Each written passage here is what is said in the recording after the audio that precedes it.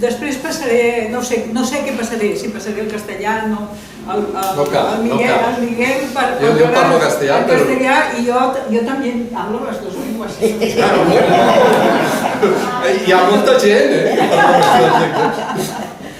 Però anava a començar amb la presentació, com és normal. El que passa és que aquesta vegada he de dir que em fa una il·lusió especial, perquè amb el Miguel fa molt temps que ens coneixem. 30 anys o... Sí, 30 anys. 30 anys. Potser 30 anys llargs, Potser se'n va quasi... No, 30 anys, no, 30 anys, als 90. Sí, principis del 90. Havíem treballat d'alguna manera junts, però amb un tema que els dos ens implicava molt, que ja diré, perquè ara la presentació més formal diré. L'única cosa és, d'entrada, volia expressar la meva alegria per l'oportunitat de la retrobada que ha suposat la presentació d'aquest llibre. I per tant anem a la presentació de l'autor. I ell em corregirà o si afegirà el que consideri oportú, si ho considera oportú. Però el Miguel és doctor en antropologia social i és escriptor, i algunes coses més. Un escriptor que té premis literaris, que ho diu a la contraportada. Va ser finalista en el Premi Nadal, ni más ni menos, i té un premi a la primera novel·la, de la, com es diu allò, la Setmana Negra de Gijón, que és també un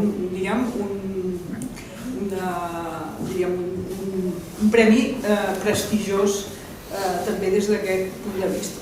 I a més, i no m'equivoco, és també i molt activista. No m'equivoco. Molt activista.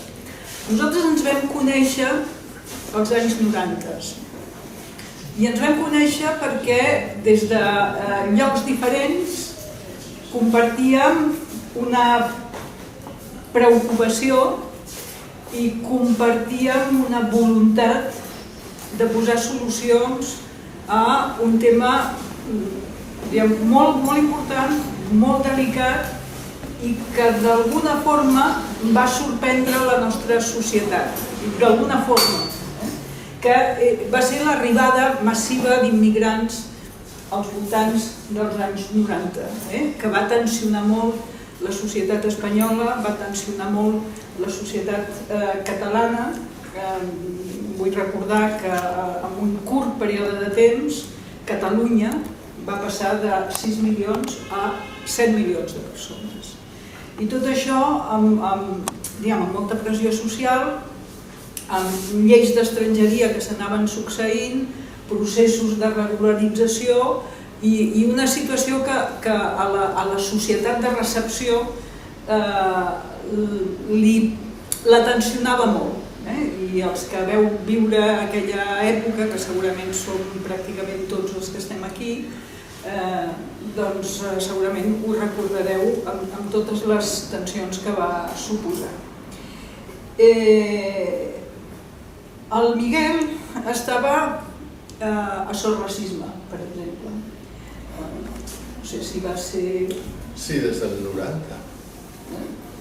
Sí, va estar a Sorracisme, va ser organitzador del CITE a Comissions Obreres, per exemple, que va ser un element molt important per l'acollida dels treballadors estrangers i també per la resposta social a aquest problema.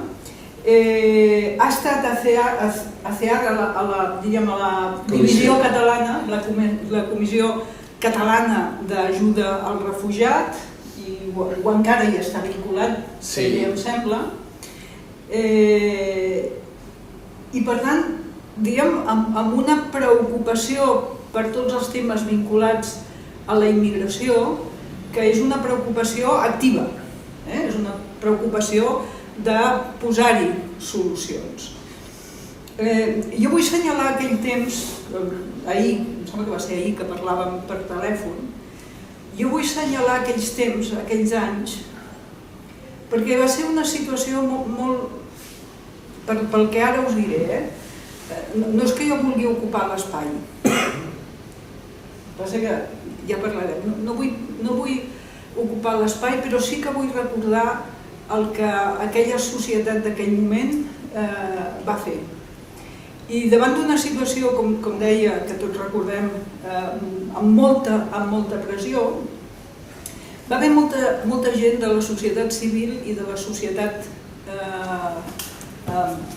i de l'administració que es va posar les piles. I segurament amb més voluntat que coneixement, no dic que fossin uns ignorants, o que fossin uns ignorants.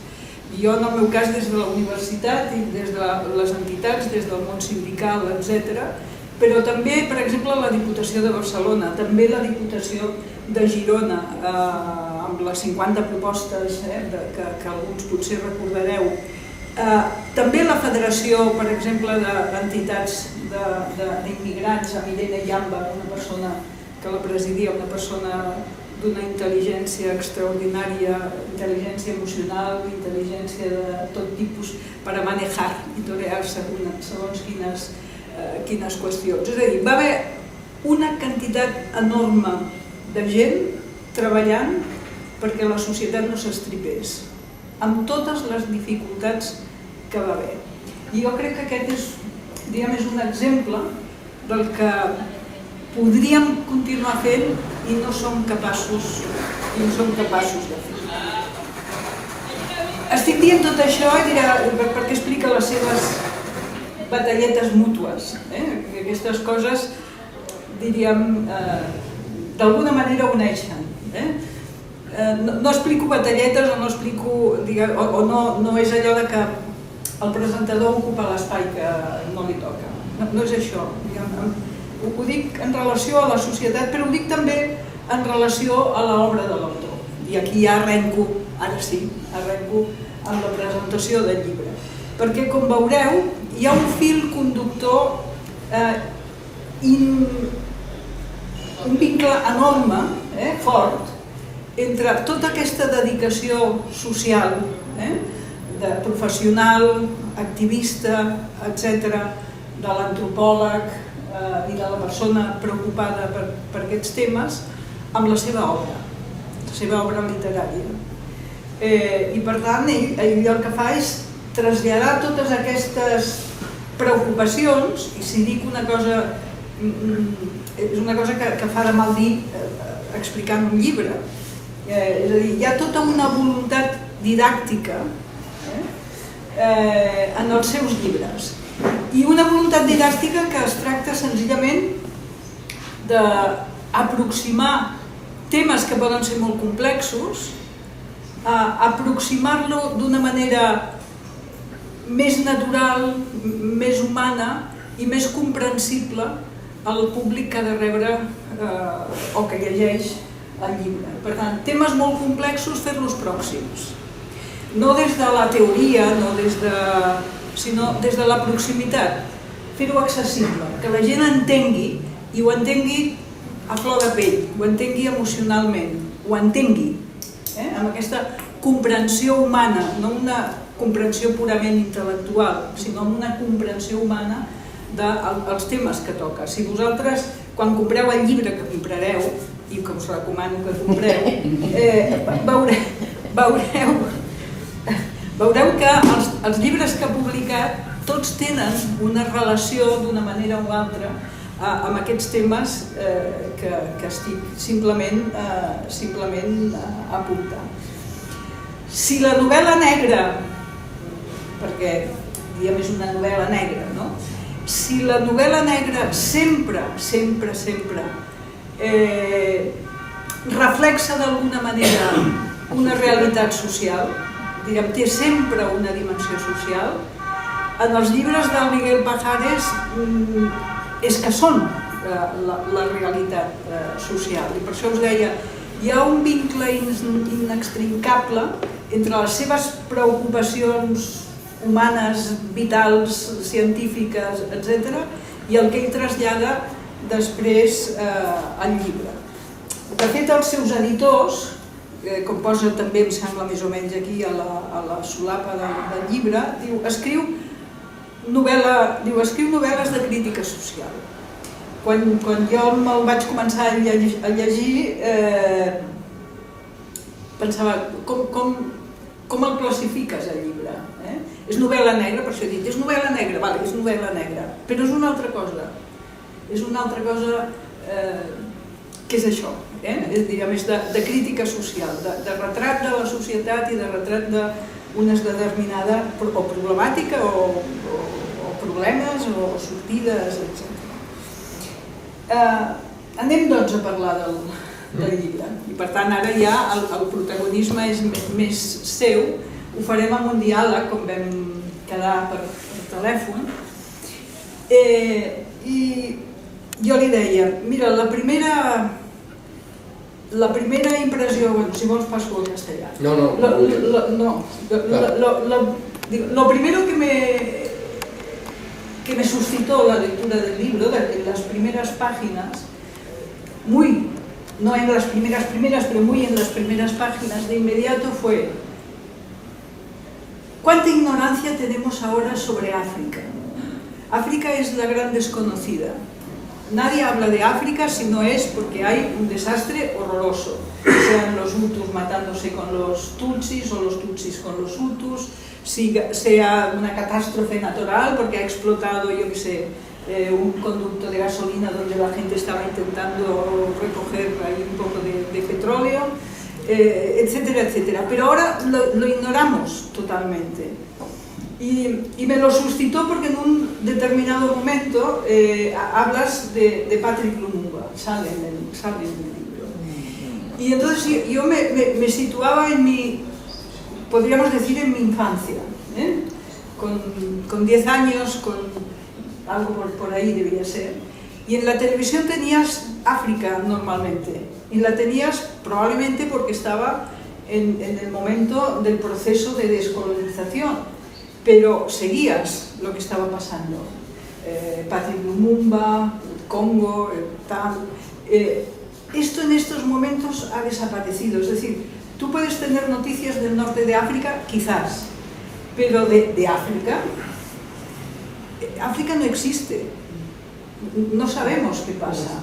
Somos incapaces de ponerle nombre al presidente de ningún país africano. África no existe. Y lo único que existe de África son los jóvenes que van arrastrando los carros estos de metal por ahí, ¿no? Pues un poco esto para empezar. Bueno, primero gracias, Lidia, por esto, gracias a todos vosotros y vosotras. Y realmente es un placer reencontrarnos porque es verdad, desde distintos terrenos, pero habíamos coincidido mucho, habíamos hablado mucho de los temas. Y también es verdad una cosa que has dicho, que conseguimos en aquellos años, todos los que estábamos implicados en eso de las migraciones y tal, conseguimos algo que no se había conseguido en otros países europeos, y era frenar el discurso racista por parte de los políticos. Lamentablemente, años después llegó Plataforma por Cataluña y finalmente Vox, con lo cual, bueno, pero en aquellos años realmente nadie se atrevía a hablar en términos racistas desde la política, me refiero, incluidos los partidos de derechas, incluido el PP, que en aquel momento era la derecha, porque no se atrevían a hacer discursos que ya hacía la derecha en otros países europeos. Y eso creo que fue el resultado de ese empuje que le dimos desde... Yo recuerdo que, estando todavía en Sorrasisma, Pujol, en una reunión de empresarios, dijo: tenim que reconocer que el empresariat català som una mica gitanos. Algo así dijo, que somos una mica gitanos. Nosotros hicimos una crítica, Pujol rectificó salió a decir que efectivamente, incluso nos invitó a cenar a la dirección de Solarrica al Palau de la Generalitat para ver quién coño éramos. Pero, quiero decir, que eso, que sí, que a veces se dice, es que no conseguimos nada desde las ONGs, de no sé qué, sí se consigue, o sea, y aquello fue un logro, o sea, lamentablemente digo que después todo ha sido más difícil y ha llegado Vox y esto ya es, pero bueno, África, sí, bueno, a mí me ha interesado, de hecho África sale en otras novelas también anteriores. Y efectivamente, bueno, tenemos un gran desconocimiento de África y no deberíamos. Primero porque mucha parte del desarrollo europeo, o en general del norte global, tiene que ver con la expoliación del sur global. Y concretamente el desarrollo europeo con el expolio de África, o sea, ya desde la colonización y después. Porque después han seguido las multinacionales, el Fondo Monetario Internacional y el Banco Mundial se encargaron de asegurar a través de los programas de ajuste estructural que todos los gobiernos, si querían renovar los créditos, tenían que reducir las ayudas sociales, privatizar lo que era público, dar entrada a las multinacionales eliminando todo tipo de aranceles, etc. Todo eso hizo que se arruinaran muchísima gente, que las grandes empresas europeas, norteamericanas o las que fueran, pues entraran ahí con la agroindustria, etc. Y que países, pues no sé, como Mali, que es uno de los países más pobres del mundo, pues fuera el primer productor de algodón. ¿Pero algodón para quién? Para nuestra ropa. Y después haya sido uno de los principales productores de masa para agrocombustibles, que tiene la jatropha, que es una planta que se está expandiendo, y todo esto son grandes empresas agroindustriales que no tienen nada que ver con el país, más que van allí, hacen los acuerdos. Los gobiernos, ¿es por corrupción o es por...? No es tanto por corrupción, obviamente hay situaciones, pero muchas veces es porque se han visto obligados por el Banco Mundial y el Fondo Monetario Internacional, y después la Organización Mundial del Comercio, es porque han sido las políticas que les han obligado a hacer, ¿no? Y en la novela esta sale Congo, que como algún personaje dice en algún momento, dice un personaje, no quiero hacer muchos spoilers, pero dice el Congo es el país más rico del planeta. Y hay otra mujer que le dice, tú eres idiota, no se lo dice así, pero yo lo voy a decir así para no meterme en... ¿Tú eres idiota o...? ¿Tienes licencia como autora? No, para no decirlo como... No quiero... Ya haces spoilers. ¿Eres idiota o qué? Es el país más pobre, uno de los países más pobres del mundo. Y es que realmente Congo ha sido, es curioso porque yo cuando empecé a leer sobre Congo y tal me sorprendí mucho, porque es lo que tú dices, es que no sabemos, pero Congo, me refiero cuando hablo de Congo, hablo de República Democrática del Congo, porque luego hay el otro Congo, que es el que se llama Congo realmente, Congo-Brazzaville, ¿no? Y este se llama República Democrática del Congo, pero la República Democrática del Congo ha sido el Congo de toda la vida, lo que fue Zaire durante unos años. Este país ha proveído al mundo occidental de todos los minerales que ha necesitado. O sea, fue el que principalmente proveyó de cobre durante las dos revoluciones industriales, la segunda y la tercera. La primera no, porque fue la del carbón y no tenía nada que ver, y se produjo en el Reino Unido, se inició en el Reino Unido a principios del siglo XIX, ¿no? Pero la segunda revolución industrial, que se inicia a principios del siglo XX, finales del XIX, que es la de la electrificación, se puede hacer porque el Congo provee del cobre necesario a todo el mundo, a todo el mundo rico, para la electrificación, para el desarrollo de las...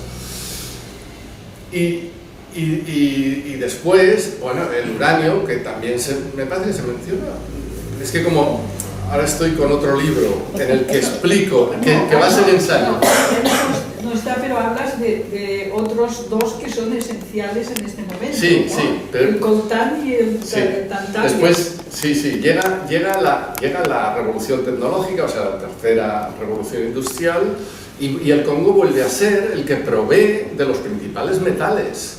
El coltán, el Congo tiene el 80% de las reservas de coltán del mundo, el coltán tiene dos minerales muy importantes, el niobio y el tantalio es básico en las tecnologías de la información.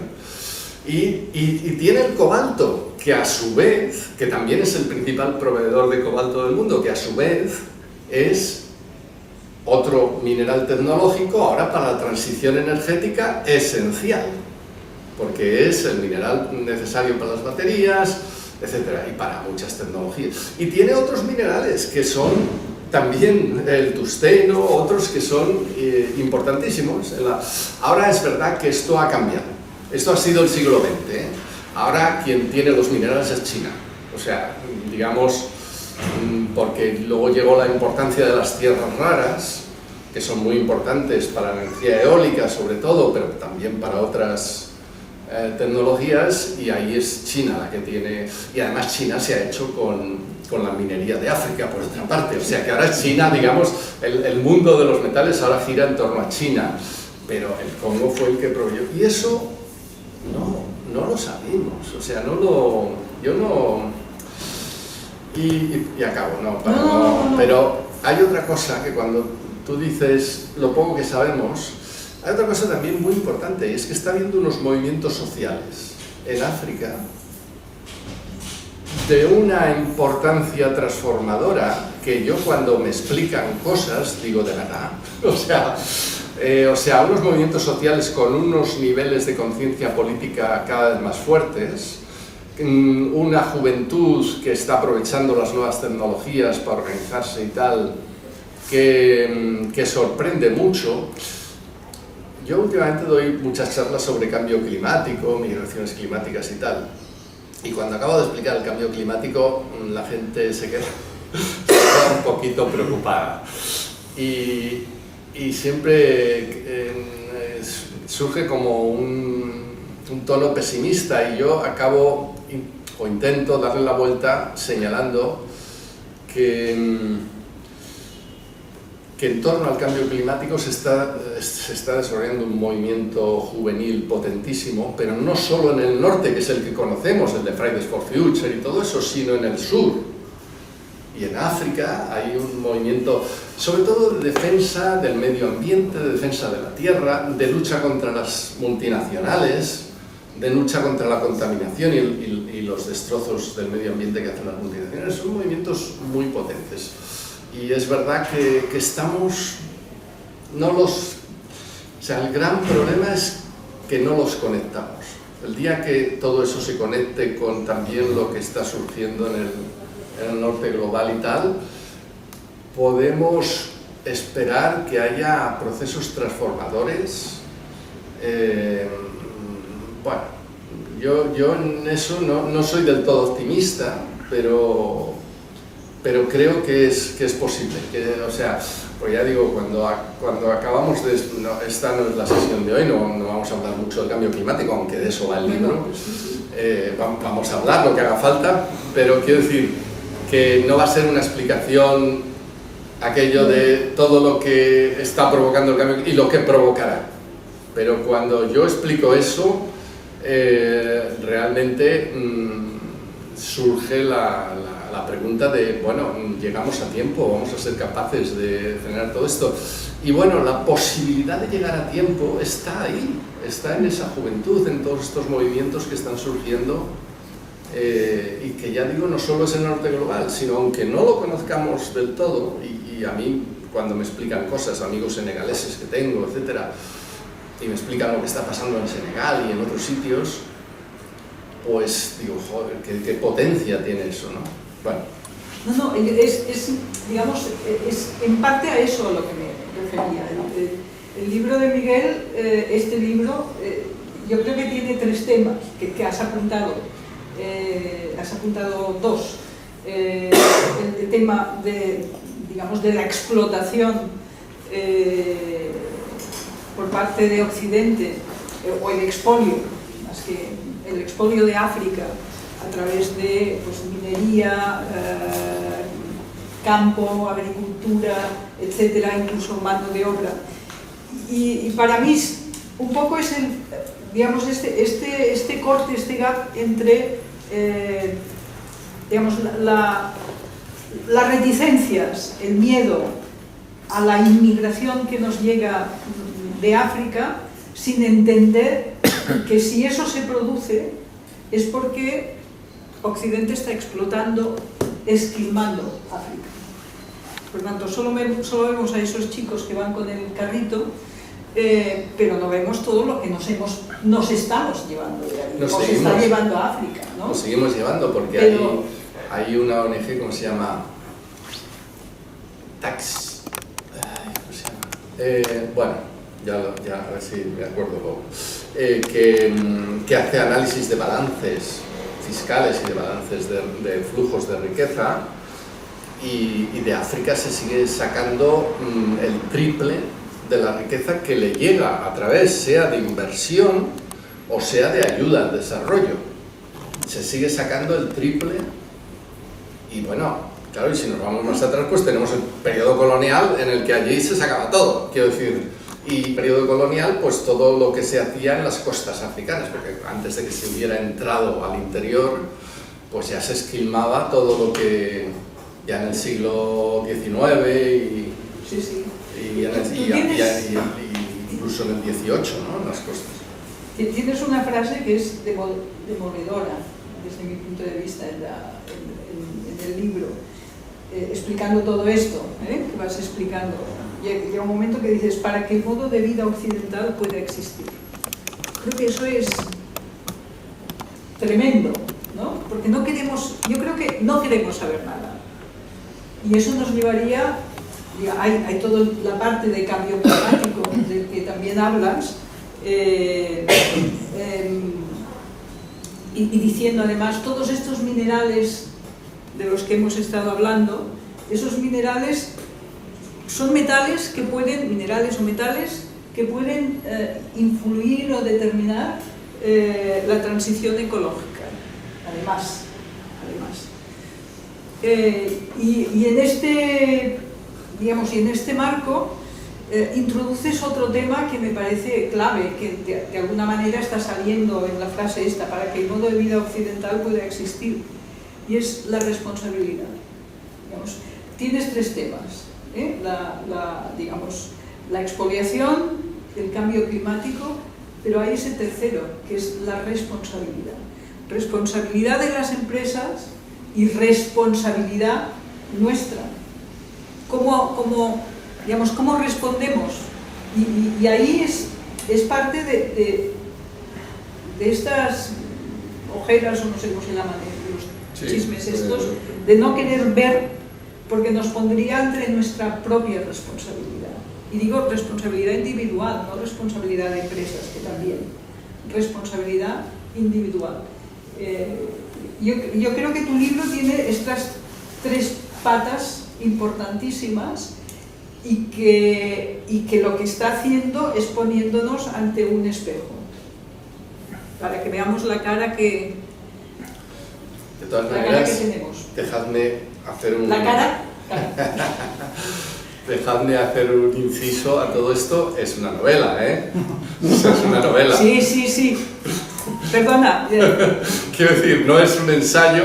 El ensayo viene ahora. En febrero se publicará un ensayo en el que todas estas cosas están más explicadas. Tienes razón, porque tal como lo estoy planteando parece que esto sea... No, es una novela con su trama, con su intríngulis, que al final no sabe... Bueno, sí que sabemos, pero iba a decir... si el mayordomo o el que pasaba por allí es el culpable, pero y que además está escrita de una forma muy fluida, y todos estos temas aparecen dentro de la trama, y como quien no quiere la cosa, alguien que no está nada interesado en estos temas se los va... Bueno, claro, se los va Eso es lo que yo busco y lo que yo espero. Por tanto, no es... Hay que leerla, es una novela negra, con elementos fuertemente sociales, que desde mi punto de vista nos pone ante el espejo. Esa es la idea, y haces bien porque, claro, nosotros es que lo que no quería hacer era un spoiler. No, claro, entonces, es que de la novela tampoco se puede hablar porque mucho. En una novela negra... porque empiezas a hablar de los personajes de no sé qué, y como el otro día en una presentación alguien mencionó un personaje, que no voy a decir más, pero que tú te puedes imaginar cuál, pero que era un spoiler. Solo mencionarlo era un spoiler brutal. Entonces no se puede hablar mucho de... Hay un intríngulis, o sea, que no os vamos a resolver ni a explicar ni nada. Por eso estamos hablando... Ya. No, lo que dices de la transición energética, cuando lo has mencionado he pensado que esto es... ahora estamos inmersos y estamos obligados, y no lo estamos haciendo bien, no lo estamos haciendo suficientemente bien, estamos obligados a hacer una transición energética rápida para abandonar los combustibles fósiles. Esto es... no lo estamos haciendo bien porque no los estamos abandonando, y de hecho ahora se están reforzando con la guerra de Ucrania. Todos los países occidentales se han lanzado a buscar. Ahora mismo, hace unos días, salían 90 nuevas licencias del Reino Unido para hacer exploraciones en el Mar del Norte, cuando ya a mediados de año, ya con la guerra de Ucrania en marcha, había lanzado nuevos permisos y tal, cosa que en principio habían dicho que ya no iban a hacer el año pasado con la cumbre de Glasgow y tal, ya no iban a hacer, y ahora están lanzados. Biden se ha olvidado por completo de aquello que dijo de no sacar petróleo de tierras federales y tal, no hacer nuevas exploraciones para buscar petróleo, ni en el Golfo de México. Ahora todo esto, ahora todos están lanzados a buscar petróleo, a buscar gas. Nos cuentan cosas como esto último del corredor verde que acaba de acordar Pedro Sánchez con los presidentes de Francia y Portugal, que lamentablemente es poco menos que un cuento, porque eso no va a ser un conducto de hidrógeno, va a ser un conducto de gas. Y además lo han dicho, quiero decir, será un futuro, y entonces le ponen el nombre de corredor verde. Hombre, deberíamos ser un poquito menos tramposos con estas cosas, ¿no? Que nos estamos jugando mucho. Eso no es un corredor verde. Pero bueno, quiero decir que estamos lanzados con el gas, por supuesto, que eso de que el gas es un combustible de transición, que se dice porque contamina menos que el carbón y que el petróleo, pues los estudios científicos dicen que no es así, porque es verdad que el gas cuando se quema emite menos, pero las fugas de gas, que es metano, el metano es un gas de efecto invernadero 86 veces más potente que el CO2, y las fugas de metano, en el último informe del IPCC, puso la alarma sobre este tema. Dijo, están creciendo el metano en la atmósfera y todo lo que podemos hacer, ahorrarnos de gas de efecto invernadero, reduciendo las emisiones de CO2, nos lo estamos cargando con el metano. Y las fugas de metano son poco menos que inevitables si se mantienen los gasoductos, si se mantiene el uso que se está haciendo del metano, etcétera, ¿no? Entonces, bueno, pero dicho esto, porque yo enseguida me voy por las ramas. Lo que quería decir es que estamos obligados, en cualquier caso, no lo estamos haciendo, pero lo tenemos que hacer, a una transición energética hacia las energías renovables. ¿De qué dependen las energías renovables? Dependen de unos metales que estamos extrayendo del tercer mundo. No es que no haya esos metales en el primer mundo, es que hemos cerrado las minas. ¿Por qué? Porque la extracción de esos metales es tremendamente contaminante. Por ejemplo, el litio, un metal tecnológico importantísimo para la transición energética, se extrae en países, la principal zona de extracción de litio es lo que llaman el Triángulo de Litio, Bolivia, Argentina ¿cuál es el otro país? Bueno, es igual, ya os situáis. Por debajo de Bolivia es Argentina, Bolivia, Chile, claro, Chile, efectivamente. Pues ahí se está perdiendo la vegetación, pero en un área, no en el área de obtención de litio, sino en un área muchísimo más extensa, porque el litio demanda mucha agua, como toda la minería demanda mucha agua. Y la minería está principalmente en sitios donde ya hay estrés hídrico, o sea, donde ya hay problemas de abastecimiento de agua potable. Y la Organización Internacional de la Energía el año pasado dijo que para hacer la transición energética hay que multiplicar la producción de litio por 42, la de cobalto por 27 o no sé cuánto, la de manganeso también, la de grafito.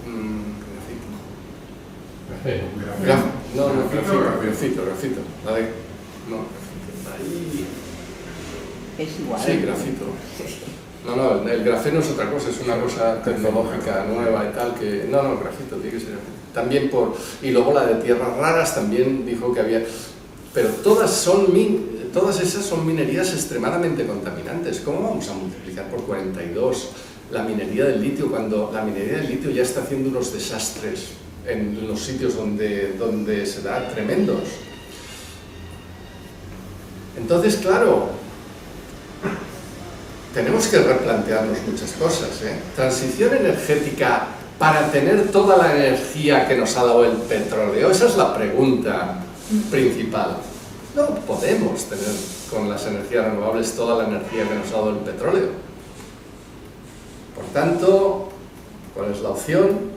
La opción es reducir consumo, ajustar modos de vida, ajustar sistemas productivos a niveles de consumo energético menores. Es una transformación de unos niveles que desde luego, si los gobiernos están preocupados por la competencia entre mis compañías aéreas y las compañías aéreas del vecino, en mi crecimiento económico que tiene que superar tal. Si la preocupación de la economía es el crecimiento económico, mantener todas las empresas tal y como están, que no se cierre ninguna empresa, ¿qué tal? Pues quizá es muy loable hacer eso, pero no hacemos la transición energética. Entonces, eso me plantea una cuestión que está muy vinculada a los intereses de la gente que está por aquí. Si partimos de la competencia, vamos mal. Por tanto, necesidad de soluciones federales, pactadas, acordadas, ¿no? Más de cooperación, sí. Cooperación por los grandes objetivos, claro, que no podemos solucionar de forma unilateral porque, claro, porque nos lleva a la perdición, ¿no? Sí, sin duda. O sea, hay que desarrollar todo lo que es, lo que es el ideario federal, ¿no? Hay que desarrollarlo hacia arriba y también hacia abajo. Es decir, hay que desarrollar el mundo del cooperativismo, el mundo de la cooperación a niveles comunitarios, el mundo de la soberanía energética y alimentaria a niveles locales, todo lo local, y al mismo tiempo todo eso hay que coordinarlo y aunar esfuerzos. Y eso tiene que hacerse más allá de los estados. Obviamente, la opción de la cooperación, que en definitiva pues el federalismo lo ha encarnado mucho, de la cooperación, de ir juntos, de aunar esfuerzos, pues esto es imprescindible. O sea, no... Y ahí es donde como no vamos en esa dirección, de momento, pues ahí es donde surge el pesimismo. También antes he hablado del optimismo al ver los movimientos sociales que están surgiendo y tal, pero por otro lado dices, ostras, es que el mundo gubernamental, el mundo de... pues, y con la guerra de Ucrania mucho peor, pues no está yendo en esa dirección, porque, por ejemplo, una de las cosas que habría que plantearse sí o sí es la reducción de los ejércitos. Los ejércitos son consumidores de energía, de materias primas y de agua enormes. O sea, si aumentamos los ejércitos tampoco podemos hacer la transición energética. Y sin embargo es lo que estamos haciendo. O sea, ahora mismo la apuesta es por más ejércitos, más inversión, más tal. O sea, por eso digo que la guerra de Ucrania nos ha dado un palo muy gordo en lo que es la perspectiva que tendríamos que estar asumiendo a nivel internacional, ¿no? Y ya en todo este contexto y sin excluir la responsabilidad individual y personal, pero en todo ese contexto introduzco un último tema que no está en el libro, pero que está en tus intereses y en los míos: los flujos migratorios. Todo este contexto entre cambio climático, los problemas económicos que vemos, etcétera, nos plantea un horizonte de fuertes movimientos migratorios, principalmente por causa del, digamos, del problema climático, fundamentalmente. Y cómo afrontamos, porque en este momento está el mundo, y sobre todo está el mundo occidental muy, digamos, muy mal preparado, en el sentido de que está muy en contra de la aceptación de la regulación, de la canalización de los flujos migratorios. Pensando, como hablábamos también el otro día por teléfono, que España puede ser uno de los países afectados, pero no tanto o no solo porque le lleguen en un primer momento flujos migratorios, sino porque a lo mejor son los españoles los que de un futuro no muy lejano, los que tendrán que empezar a subir como razón o por razón del cambio climático.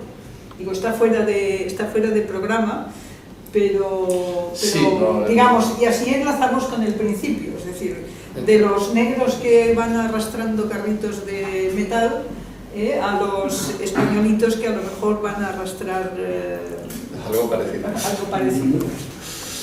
Sí, no, de hecho, a ver, aunque esta es mi quinta novela y lo que más he escrito en los 12 últimos años... Me voy a leer el resto, Pues habrá una que no la encontré. Mi anterior libro a este fue un ensayo, que es Refugiados Climáticos, porque yo había empezado en el grupo que estoy de la Universidad de Barcelona hace 6 o 7 años, o 8 ya. Quisimos hacer un estudio sobre migraciones climáticas, un estudio europeo que al final no se hizo, pero yo me había metido ya mucho en el tema, me metí mucho en el tema del cambio climático, es lo que más he trabajado últimamente, lo que más me ha interesado y tal. Y bueno, en principio ligado con las migraciones, pero bueno, el cambio climático absorbe, si te metes a fondo, absorbe mucho en sí mismo, ¿no? Es un tema, pero en principio ligado con las migraciones. Y sí, las migraciones están condenadas a crecer por los impactos del cambio climático. Eso no hay duda, porque se pierden hábitats, o sea, donde vivía gente que cultivaba determinados cultivos o tenía pastos para su ganado, ahora hay desierto. Y eso, el desierto del Sáhara baja cada día 1 metro hacia el sur, en toda su línea, cada día está 1 metro más abajo. Eso quiere decir que si hace 3 meses uno tenía una casa aquí y veía las dunas a 100 metros, ahora las dunas, 3 meses después, las tiene en la puerta de su casa. O sea, por decirlo de alguna manera. porque el desierto no son solo las dunas, es todo el suelo que pierde productividad y que... Y bueno, parte de los conflictos del Sahel se explican por eso, porque aquí estamos muy acostumbrados a hablar de conflictos étnicos y de grupos islamistas y de no sé qué, pero hay una realidad, y es que los pastores se han enfrentado a los agricultores en todo este proceso, llevan años, porque los pastores intentan bajar con sus rebaños hacia abajo, porque están por arriba, están perdiendo los pastos, y se encuentran con los agricultores que estaban más abajo, porque generalmente a lo largo de todo el Sahel la agricultura estaba un poco más abajo que los pastos, y ahí surgen los conflictos. El conflicto de Darfur, que es el que más se pone como ejemplo, ¿no?, en el oeste de Sudán, como ejemplo de conflicto climático, fue exactamente eso. Los pastores que eran... Luego ¿qué pasó? Que los pastores eran principalmente árabes y los agricultores eran principalmente negros, y entonces se explicó ese conflicto como un conflicto étnico, entre árabes, pero en realidad todo había surgido de ahí. Y luego también pasó que los pastores encontraron el apoyo de Jartum, de la capital, y entonces los agricultores, las etnias principalmente negras, se organizaron, crearon una guerrilla, en fin, ya todo eso derivó en guerra, ¿no?, en conflicto, pero el punto de partida era ese. Y entonces, quiero decir, las migraciones van a crecer. Ahora, yo en ese libro, después de mucho... me había resistido mucho a dar cifras, porque creo que no se pueden dar, pero a base de ver los movimientos migratorios que se estaban produciendo, y a base de ver algunas cosas como la población que se va a tener que ir de las zonas costeras por la subida del nivel del mar, me aventuré a decir que en el 2060 las migraciones pueden haberse doblado. Ahora las migraciones son el 3,5% de la población mundial, o sea, la gente que vive fuera del país en el que ha nacido es el 3,5% de la población mundial. En 2060, doblado quiere decir que será el 6%, no el 7%, porque la población habrá subido y si las migraciones se han doblado, será el 6%. Y lo que explico en ese libro es que eso es perfectamente gestionable. O sea, que es gestionable, que el problema del cambio climático no es ese. El problema del cambio no es la gente que se va a mover, que se va a mover mucha de su sitio. Ahora ya se está moviendo. Lo que pasa es que ahora principalmente se van a las ciudades de su propio país. Los cálculos que yo hice manejando los datos de Naciones Unidas sobre población rural, urbana, sobre migración, etcétera, pues a mí me salía que por cada persona que emigra a otro país hay 10 que se van de las zonas rurales a las ciudades.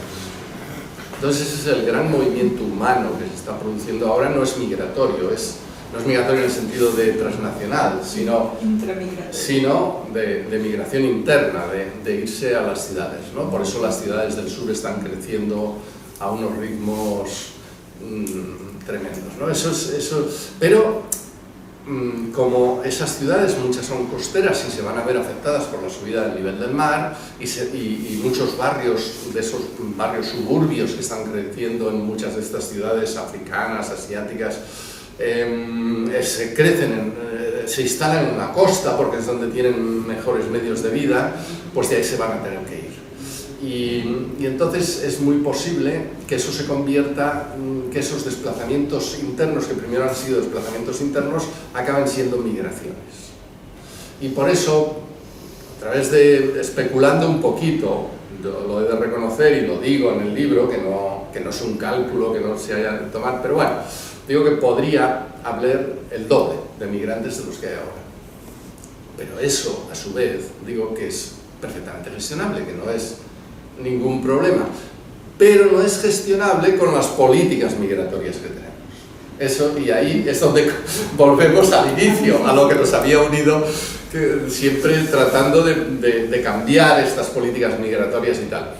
unas políticas migratorias basadas en la idea de que la inmigración es una amenaza, es algo de lo que tenemos que protegernos, etc., no nos dejan hacer las cosas bien. Ahora mismo es asombroso que Naciones Unidas diga que Europa, eso lo he dicho hace poco, necesita 30 millones de inmigrantes de aquí al 2050, que son más, en las próximas 3 décadas, que son muchos más de los que nos han venido en las 3 décadas anteriores, y sigamos haciendo unas políticas tan sumamente restrictivas, que hacen tan difícil la migración, que no podamos gestionar o sea, que no nos dejan facilitar las cosas, que la gente pueda acceder al mercado laboral. Eso lo llamo irregularidad institucional. Sí, es que se genera una irregularidad basada en unas políticas que son irracionales, que no tienen nada que ver con las veces. Y luego otra cosa, claro, aquí ponemos unas vallas y unas medidas, militarizamos las fronteras y tal, sobre todo pensando en las migraciones africanas. ¿Nos llega mucha inmigración de África? Es una pregunta que nos tenemos que hacer, porque realmente del norte de África sí, de Marruecos hay mucha gente, en Europa hay unos 3 millones de marroquíes repartidos de Argelia también y de Egipto también, aunque los egipcios se van más hacia Oriente Próximo. De esos 3 países hay. Pero si vamos ya al África subsahariana, hay 15 millones de africanos subsaharianos en Europa. Es ridículo, lo que pasa es que se ven mucho porque son negros, pero es ridícula la cantidad de africanos que hay en Europa. Las migraciones de los africanos se dan principalmente entre sus países. Por ejemplo, hemos hablado del cambio climático y de que la gente se va. Mali, Burkina Faso, 2 países muy afectados por el cambio climático, de los que la gente se está yendo. ¿Hacia dónde van? El 95% van al sur, a los países costeros de África Occidental, y solo un 5% está intentando ir hacia el norte, y algunos lo consiguen. ¿Qué pasa? Que aquí los vemos mucho, porque se mueren, porque los matamos en las vallas, porque todo eso es muy visible. Y nos parece que, bueno, que toda África... el otro día hacíamos no una presentación, fui a un club de lectura en Mataró, que ya habían leído, todo el mundo había leído la novela y tal, y salió el tema de las migraciones, y una mujer dice, claro, es que nos vendrían todos. Y digo, no, es que no quieren, es que no es así, es que no es esa su intención, ni lo... Se podría estar gestionando la migración africana, cuando además es una migración que nos iría estupendamente. Ahora porque todavía estamos con la crisis de la pandemia, que se han perdido muchos puestos de trabajo y nos parece que no, pero dentro de unos años si hay un poquito, si no nos viene otra pandemia y tal, el cálculo que hace Naciones Unidas es ese, que o entran 30 millones de inmigrantes en Europa o Europa tendrá problemas. Y bueno, a lo que iba, no quiero que somos muy irracionales gestionando las migraciones y así será difícil gestionar las migraciones climáticas. Porque claro, si se dobla el movimiento migratorio que hay ahora, si seguimos con estos miedos, estas políticas restrictivas, estas políticas de considerar la migración como amenaza, estas políticas que se traducen a su vez en rechazo social hacia los migrantes, o que se alimentan, se retroalimentan. O sea, el rechazo social hace que los políticos sean más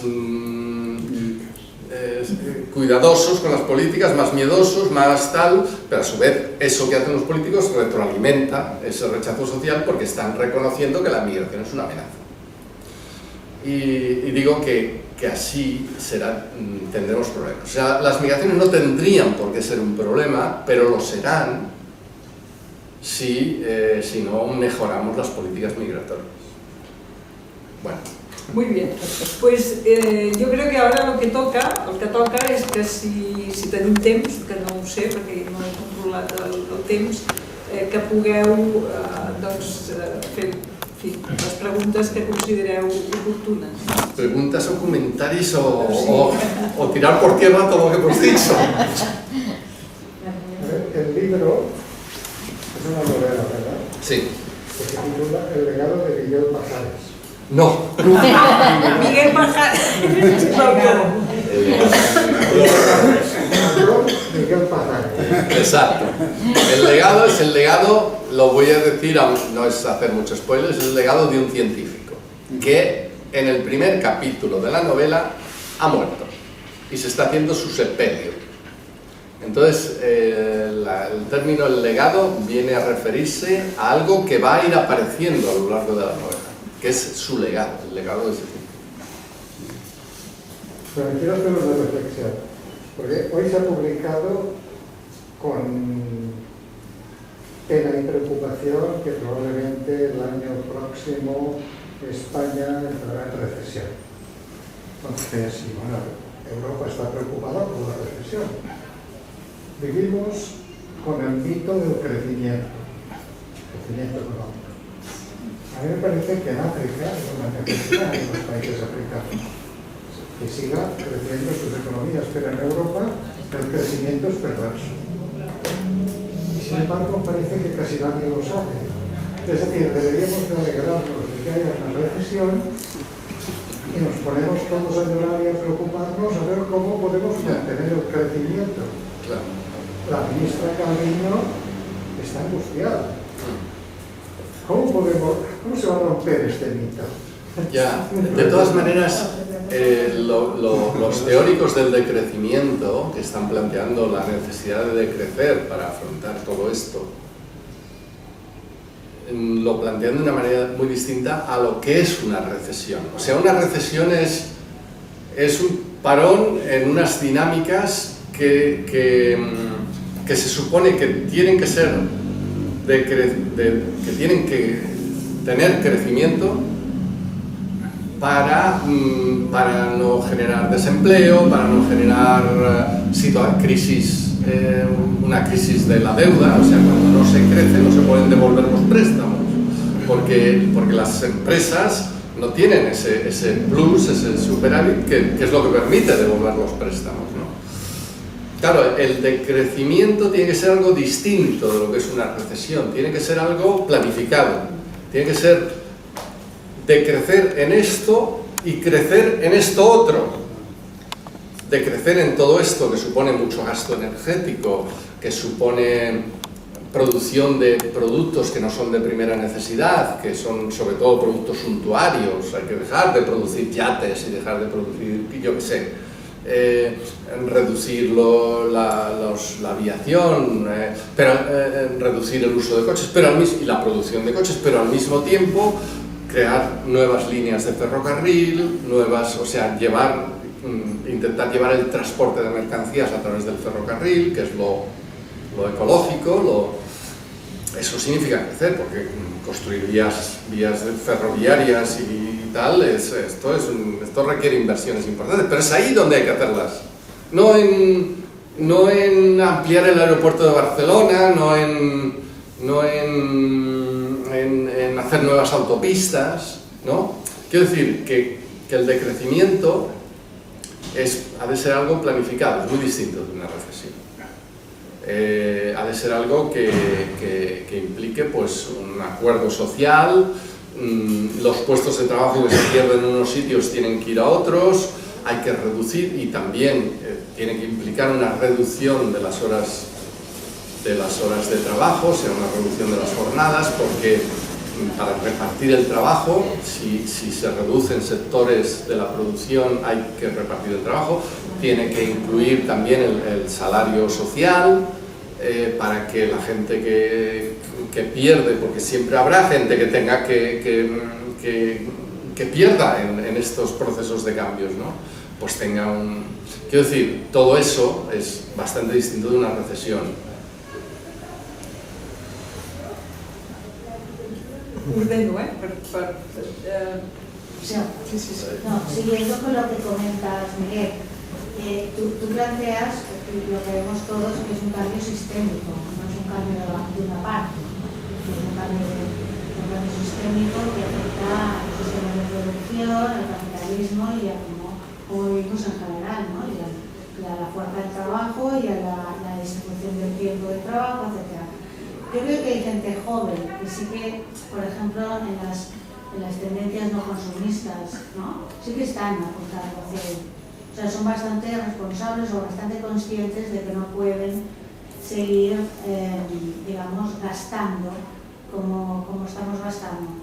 Pero yo hablando un poco por tu parte antropóloga y también como escritor.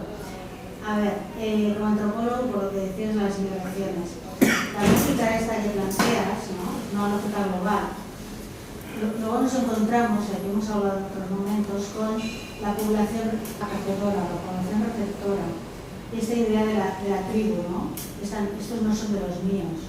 Entonces, que los partidos o que los gobernantes definan unas políticas migratorias diferentes o mejores, también requiere una transformación cultural de la gente, ¿no? De la población. ¿Cómo no ver una amenaza? Si tú tienes el pan y la casa asegurada. Entonces, eso por un lado. Por otro lado, como escritor, esto es una novela que has hecho en el presente, ¿no? Vale. Si estuviéramos en el futuro, si tienes una en el futuro, ¿no? Años vista, ¿qué clases de seres humanos serían los que nos habríamos adaptado a lo que nos viene delante, ¿no? Porque, como decía Darwin, el ser humano se adapta o desaparece. Nosotros estamos en una crisis de lucha contra el cambio climático, pero otra que es de adaptación al cambio climático. Y eso es lo que tú estás comentando, los gobiernos no se están enterando de que hay que girar el timón, ¿no? Yo sé que te hago muchas preguntas, pero contéstame la que quieras. ¿Quieres que haga también la intervención y contestes o quieres contestar? Bueno, me olvidaré. Vale, pues ya está. No sé, en el futuro esto es algo que también me interesa mucho, ¿no? Y últimamente he leído mucho de literatura distópica y de sí, es curioso, hay pensadores, por ejemplo el Yuval Harari, ¿no? Ese que hizo el Homo sapiens y luego hizo Homo Deus y tal, que se imagina el futuro basado en los avances tecnológicos, ¿no? Son lo que yo llamo, y en otro libro que ya digo que saldrá dentro de poco, los menciono como creyentes tecnologistas, ¿no? Porque todo lo va a resolver la tecnología, ¿no? Y entonces hablan de ese futuro tecnológico en el cual el trabajo humano ya no... Bueno, tendremos que tener todo salario social porque los robots lo harán todo. Eso sí sale en la novela. Hay un personaje que dice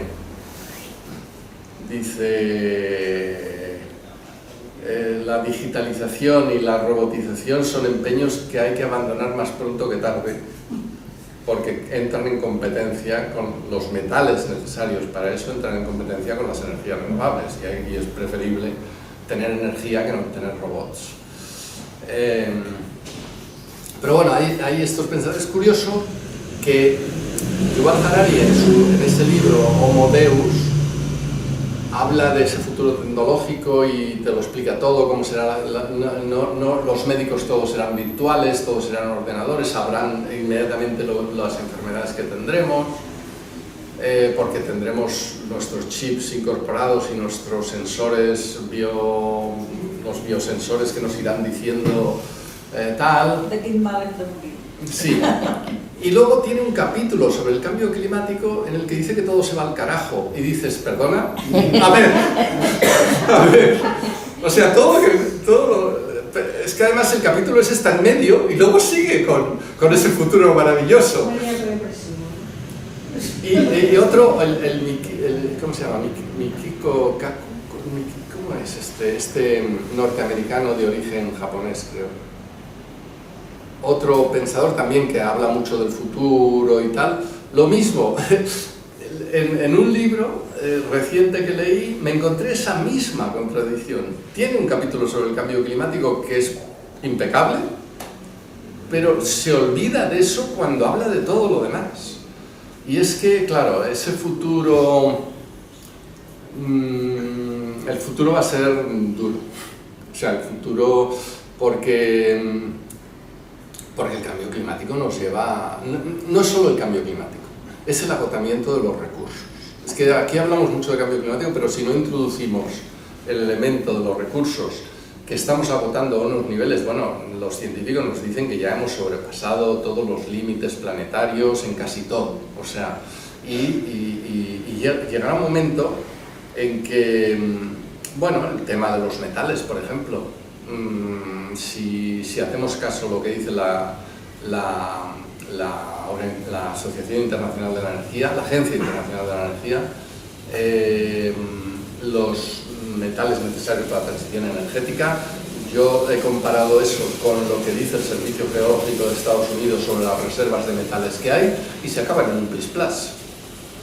Entonces, no, bueno, pueden surgir otras tecnologías con otros metales, hay muchos que lo dudan, o sea, sí, podrán surgir algunas cosas, pero un cambio, aquello que encontremos sustitución para los metales de las placas solares, las tierras raras para la energía eólica son imprescindibles. No hay energía eólica sin tierras raras, no hay otra posibilidad, porque son los únicos metales que hay en la corteza terrestre que tienen unas propiedades magnéticas que permiten transformar el movimiento en electricidad con una rentabilidad. También el hierro lo permitiría, pero la rentabilidad del hierro sería enormemente inferior a la de las tierras raras. Entonces, quiero decir, y eso se nos acaba. Entonces no tenemos ese futuro tecnológico tan maravilloso en el que todo, no, tendríamos que empezar a ser un poquito más modestos, a decir, vale, hay que desarrollar la robotización. ¿En qué? Necesitamos, eso sí lo dice alguien en el libro, necesitamos un robot que sepa hacer paellas. No, es que en el libro sale porque yo lo encontré en la noticia del periódico. En no sé qué restaurante de Sevilla, las paellas las hace un robot.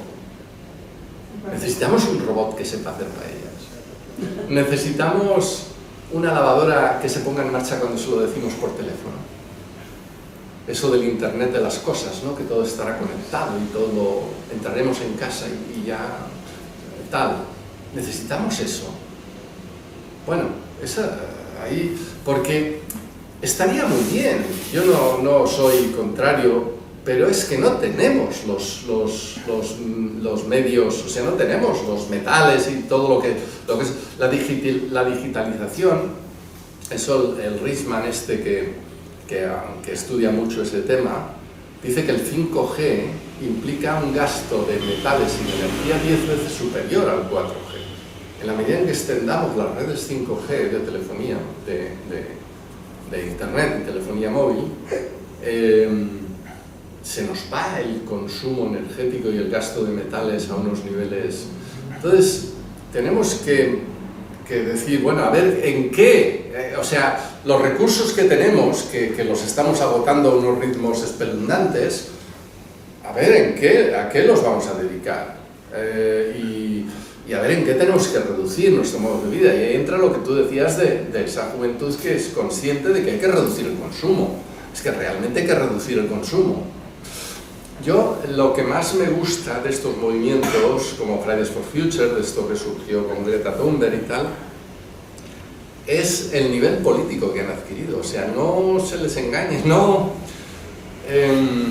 van a las cumbres de Naciones Unidas, del clima y tal, y les cantan las 40 a todos los políticos diciéndoles que no están haciendo lo que tienen que hacer, y les dicen, y se lo dicen en concreto, o sea, no es...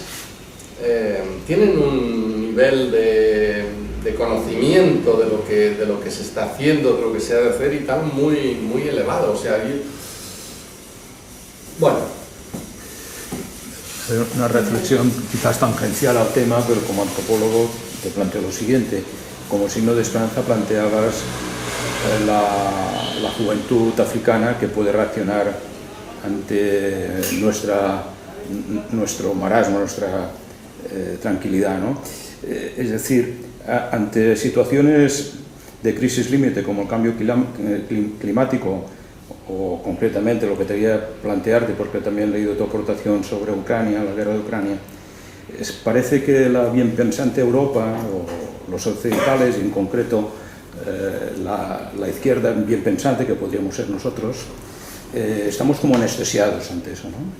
Y ya no hablo de la guerra de Siria, que ni nos acordamos, pero sí que con la invasión de Irak tuvimos una capacidad de reacción muy potente, al menos popular. Ahora, ¿qué pasa? Por ejemplo, ante la guerra de Ucrania, si saliéramos a la calle, ¿por qué no hay esta movilización? ¿Por qué hay este adormecimiento, ¿no? No solo ante la guerra, sino también ante el cambio climático? ¿Qué pasa en el mundo occidental?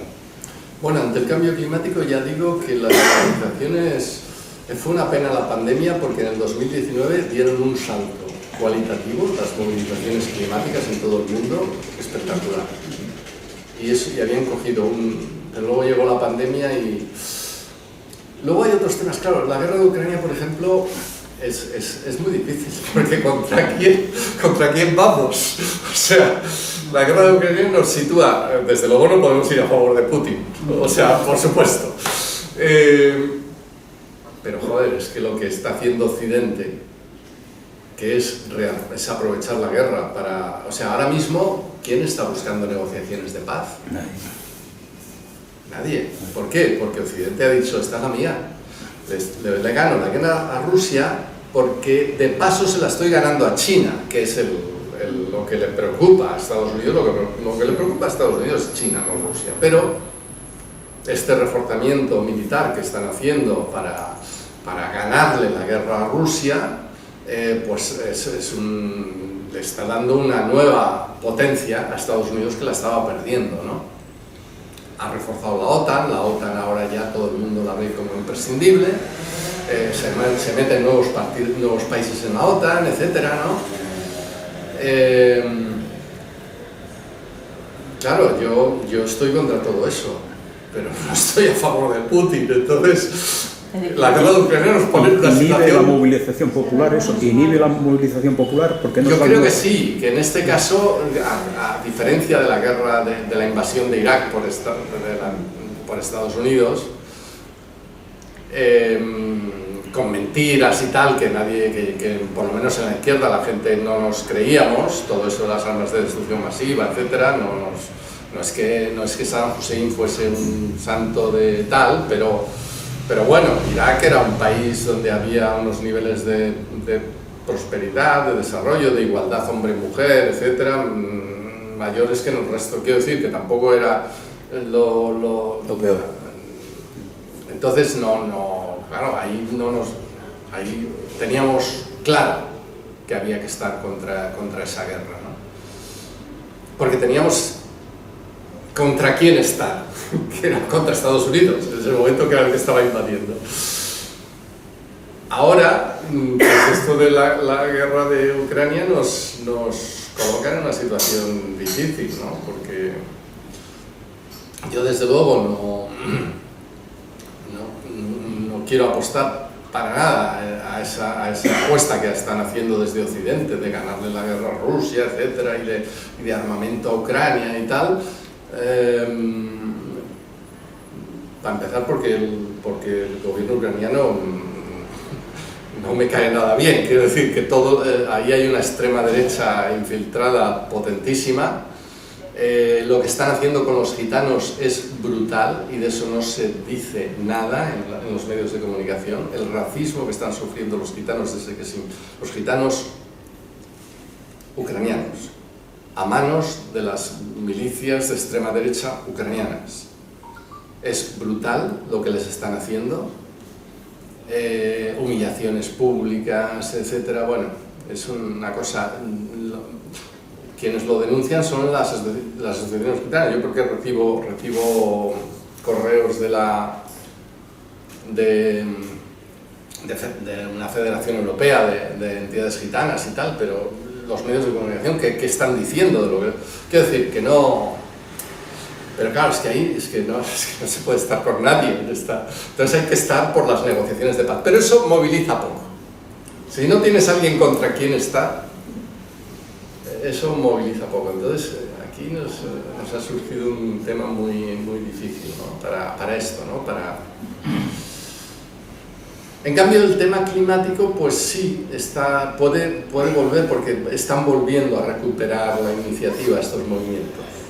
No al nivel que la tuvieron en el 2019, pero bueno, yo creo que al año que viene ya recuperarán, y bueno, ahí se está enganchando mucha juventud. Hi ha un tema. Ara, un segon. Quantes paraules hi haurien? Perquè no estic mirant l'hora, però encara tenim temps o no. Tu? Sí, algú més? No? Pago? Hi ha un tema que no té els conflictes aquests de la guerra a Ucraïna, però que a mi em preocupa profundament l'absoluta falta de mobilització que es produeix en un cas en què em sembla que està clar, si hem de parlar així, qui són els bons o les bones i quins són els dolents.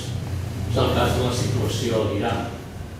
En aquesta ciutat, que s'ha mogut per tantes causes amb moltíssima participació, fa cosa d'un mes, poder ara 3 setmanes, es va fer una concentració a la plaça de Sant Jaume amb solidaritat amb les dones de l'Iran, amb el que, sent generós i fent com si no fos la Guàrdia Urbana, érem 300 persones a Barcelona amb una causa en la que em sembla que no hi ha problemes de consciència d'ajudar a cap negoci.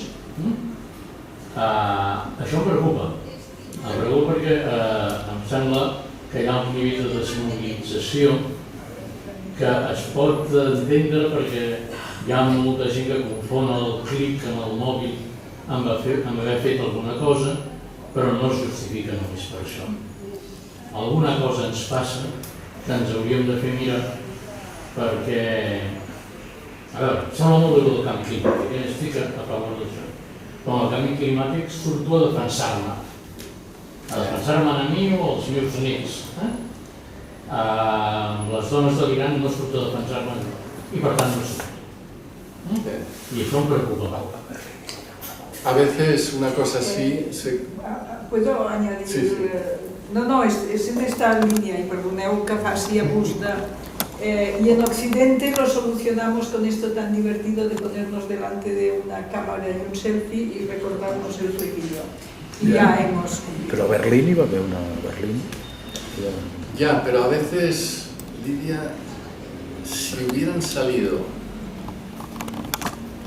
todas las parlamentarias del Parlamento catalán, del Parlamento español, y hubieran hecho un acto muy fuerte de cogerse el pelo y ras, a lo mejor, no sé, pero... eso que tú dices de que solo había 300 personas, a lo mejor después se convoca una manifestación. Porque, oye, yo recuerdo, yo estuve muy implicado en la organización de la gran manifestación por los refugiados que se hizo en Barcelona, la mayor de Europa, después en el 2016, después de lo que llamaron la crisis de los refugiados del 2015 y tal. Bueno, hubo muchísima gente, nosotros dijimos 1 millón, no hubo 1 millón, pero hubo mucha gente. ¿Qué pasó? Pues que TV3 se implicó. Que TV3 y una serie de... y Jack y no sé quién y el otro se implicaron y salieron y hicieron previamente un concierto. Claro, es que funcionamos un poco así, ¿eh? Qué pena. Complicaron la cosa. Porque eran muy, querían acoger a los refugiados del mundo entero cuando no tenían responsabilidades de gobierno, lo cual les salía a buen precio. En cambio, no veían con buenos ojos a una parte de la sociedad catalana que no comulgaba con eso. O sea, que a veces... Sí. Pero lo digo porque a veces que los famosos y todo esto se impliquen, pues da ese resultado. Però quan la guerra de l'Irak van fer una cosa que queda la història, i per desgràcia la història. Van fer una manifestació tal que el president George Bush va dir la política exterior dels Estats Units no es determina als carrers de Barcelona, amb un discurs a la Casa Blanca. Jo no pretenc que surti l'Ayatollah a dir que la política de moralitat de l'Iran no es determina als carrers de Barcelona, però sí que em sembla que encara que no hi sigui el llac, que hi sabrà si hi vol ser o no hi vol ser, la capacitat de reacció col·lectiva de tots nosaltres amb les institucions socials, amb les organitzacions, amb les associacions, amb els sindicats, amb els partits, amb l'associació d'amics dels canaris flauta, queda a un nivell que, torno a dir, em preocupa. I no voldria acabar de la cosa en plan negatiu o pessimista, pero creo que nos hem de fer mirar que alguna cosa hem de fer. No, que hemos perdido, no cabe duda, O sea, en los 90 hubo todo el movimiento antiglobalización, contra la guerra de Irak, fue un momento de ascenso de los movimientos sociales. Después en el 2015, en el 2011 hubo otra vez pues las primaveras árabes, tal. Pero realmente estamos por debajo de aquellos niveles, O sea, eso es verdad. Miriam, ¿me permites una costilla? Es que veo que el escritor no ha venido a hablar de su libro. Me voy de aquí, no sé. Si es una novela negra, es una novela divertido, si se lo paso no bien leyéndolo. Eso que lo diga a Lidia. Un poquito, no, se lo he dicho a Lidia por eso. Pero digamos, si es así es culpa mía porque es como lo he planteado yo. Yo he dicho que vale la pena leerlo, no hemos querido hacer spoiler. Y por eso, pero los tres temas del libro, digamos, hay una trama, que se mueve, que además se mueve entre Europa, o si quieres entre Barcelona y África, con unos personajes donde, como ya han dicho que hay un muerto, pues hay un muerto. Y la cosa es ver si el muerto es muerto porque se ha muerto o porque lo han muerto. Y entonces es, bueno, claro, hay una trama con unos personajes que se mueven mucho y esos personajes van explicando de una forma u otra todo esto que estamos diciendo. Y te sitúan, digamos, en la parte occidental. Tú ya sabes cómo van, no lo sabes, lo vas viendo, pero tú conoces, porque es tu medio, cómo están las cosas, cómo andan las cosas con las empresas, con los directivos, con el no sé qué, con todo eso lo sabes. Pero cuando te sitúas en África, a lo mejor estás viendo cosas que no tenías ni idea de cómo realmente podían funcionar. Y tienes a los dictadores, a los menos dictadores, a los corrompidos, a los corruptores, etcétera, etcétera. Y ese mundo, que nosotros lo vemos como algo exótico, digamos, lo africano, colores, no sé qué, tal, los mercados ahí con todo el bullicio, y qué gracia, y qué bien, y qué bonito, y qué colorido, pues en realidad es todo un mundo, como he dicho al principio, que desconocemos. Y el autor consigue presentarlo con una naturalidad, con una evidencia, con un colorido, con una... que tú entras de una forma natural en eso y ves todo esto. Yo tengo un condicionante, que también lo he dicho al principio, y es que a mí todo eso me ha interesado. Y me ha interesado desde muy pequeña. Ahora voy a hacer una confesión. Me están diciendo que tenemos que terminar. La meva cosa d'exmemorialista ja en horaris... Pero, digamos, hago una confesión íntima. Yo a esos 10 años que tenía cuando estaba viendo todo el proceso de descolonización, y lo veía por la televisión española franquista, en blanco y negro, y todo lo que estaba pasando, etc. Yo tuve una especie de enamoramiento con las Naciones Unidas. Al punto, te lo dije allí, al punto de que yo quería trabajar en Naciones Unidas. Ese mundo nuevo, Naciones Unidas en aquel momento tenía apenas 12 años. Era muy nuevo. El internacionalismo estaba ahí, y aparecía el mundo, y aparecían las posibilidades de paz, las posibilidades de fraternidad. Seguramente una de las declaraciones más bonitas es el principio de la Carta de las Naciones Unidas. Nosotros, los pueblos de las Naciones Unidas, resueltos a impedir del flagelo de la guerra, y a partir de ahí todo eso. Bueno, ese programa máximo mío nunca se ha cumplido, pero me he quedado en un programa mínimo de trabajar en el ámbito del derecho internacional, que primero era el derecho internacional público cuando yo empecé, y después por razones académicas o lo que sea, continué en el derecho internacional privado. Por tanto, mi aspiración, programa máximo, no lo he cumplido. Pero mi pasión por las Naciones Unidas y la necesidad de las Naciones Unidas, que si no existiera deberíamos inventarla, con todos sus problemas, todas sus dificultades, etc., está ahí. Como los derechos humanos, había un cartelito cuando el 50 aniversario de los derechos humanos diciendo, bueno, pasan las cosas que pasan, pero lleva 50 años en aquel momento emprenyant als dictadors. Por lo menos eso, ¿no? Por lo menos eso. Por tanto, él lo explica. ¿Yo te recomiendo la novela? Sí. Y te recomiendo que cuando cojas, que es lo que yo haré, cuando cojas la solapa, leas, pues también ha escrito esta y el otro, y esto va sobre esto, y el otro va sobre esto, y el otro, pues todo eso yo ahora me lo voy a leer.